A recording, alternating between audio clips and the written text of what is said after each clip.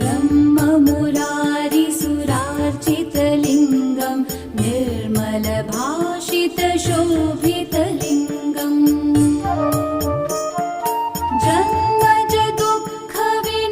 जन्मजदुःखविनाशकलिङ्गं तत्प्रणमामि सदा शिवलिङ्गम् देवमुनिप्रवरार्चितलिङ्गं कामदहं करुणाकरलिङ्गम्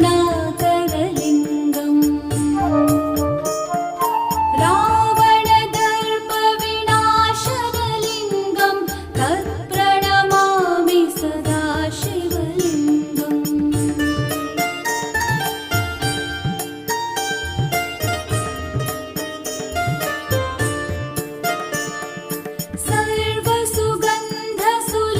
सर्वसुगन्धसुलेपितलिङ्गं बुद्धिविवर्धनकारणलिङ्गं सिद्धसुरासुरवन्दितलिङ्गं तत्प्रणमामि सदा शिवलिङ्गम्